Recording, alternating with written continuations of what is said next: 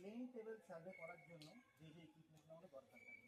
Plane table সার্ভেতে কী হয়, আমরা বিভিন্ন রকমের সার্ভে করেছি, লেভেলিং বলো বা তোমার চেন সার্ভে বলো, অটো লেভেল।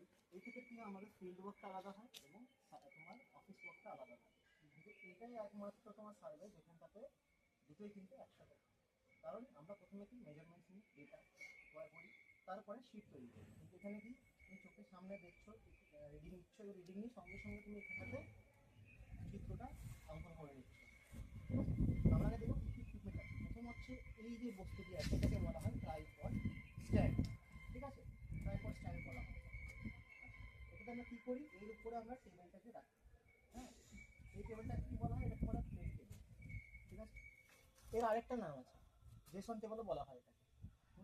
এবার এর বিভিন্ন সাইজ আছে, আমরা যেটা ব্যবহার করছি সেটা মিডিয়াম সাইজ ইকুইপমেন্ট ব্যবহার করছি। এবং এটাকে এর সাথে অ্যাটাচ করার জন্য ভিতরে একটা এখান থেকে স্ক্রু আছে, স্ক্রুটা জাস্ট টাইট করতে বুঝছো, তাহলে এটা এর সাথে টাইটনিংটা হয়ে যায়। এরপরে কি ইকুইপমেন্ট আছে আমাদের কাছে? আমাদের কাছে আছে তোমার, দেখো এই দুটো জিনিস একসাথে অ্যাটাচ করা আছে।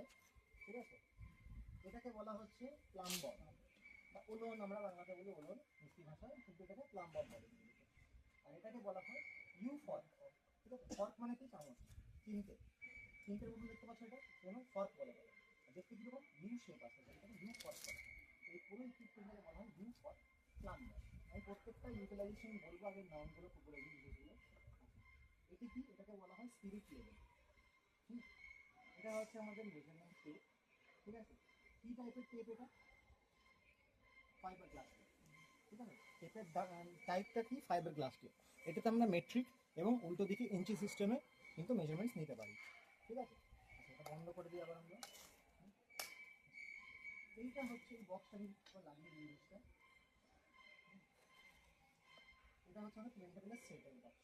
ঠিক আছে, যার মধ্যে তোমার ট্রাফ কম্পাস থাকে। ঠিক আছে, ট্রাফ কম্পাস এটাকে বলা হয়, নর্মাল কম্পাস নয়, ট্রাফ কম্পাস। কারণ এর মধ্যে 0 থেকে 10 ডিগ্রি, মানে 10 10 20 ডিগ্রি, এদিকে 10 ডিগ্রি, এদিকে 10 ডিগ্রি, মানে 20 ডিগ্রি এদিকে, 20 ডিগ্রি এদিকে তুমি শুধু রিডিং পাবে, বাকি রিডিংগুলো নেই এর মধ্যে। এটা শুধুমাত্র ব্যবহার করা হয় নর্থ দেখার জন্য। ঠিক আছে, আর আমাদের স্কেল আছে নর্মাল, আরও জিনিসপত্র আছে যেগুলো পরে বলছি, কিন্তু এর ইকুইপমেন্টের প্রথমে জিনিসটা বলি ক্লিয়ার করে কী হয়।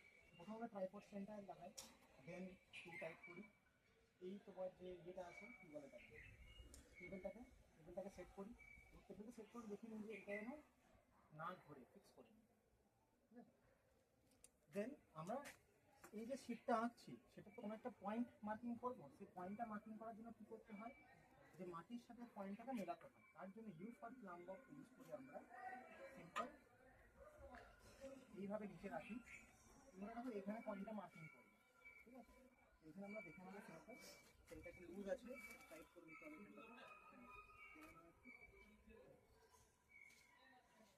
জেনে নিলে, দিয়ে এটাকে স্টেবিলাইজ করে নিচে করে এইখানটায় পয়েন্টটা দেখতে হবে। নিচে মার্কিং করে নেবো পয়েন্টটা আমরা, আর উপর এখানে পেন্সিল দিয়ে কিছু করে দেবো। এই জায়গাটা পয়েন্টটা হচ্ছে মাটির পয়েন্ট, এটা এইটুকু কাজ হচ্ছে ইউ ফর প্লাম্বরের কাজ। ইউ ফর প্লাম্বরের কাজ কি, মাটি থেকে পয়েন্টটাকে তোলার জন্য ব্যবহার করা হয়। ওকে, এবার যখন তুমি কোনো শিট তৈরি করবে তখন এই টেবিলটা তোমাকে তো লেবেল করতে হবে যাতে আপ ডাউন না হয়। তার জন্য আমরা কী ব্যবহার করি, স্পিরিট লেভেল ব্যবহার করি। জাস্ট এটাকে রাখলাম, দেন এই বাবল, মাঝখানে বাবল থাকে।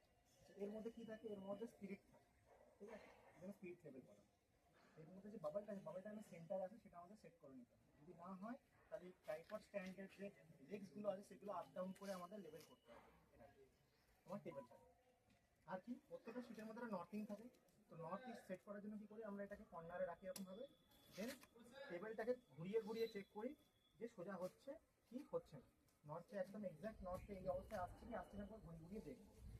এই আমাদের ইকুইপমেন্ট আছে একটা প্লেন টেবিল সার্ভে। ঠিক আছে।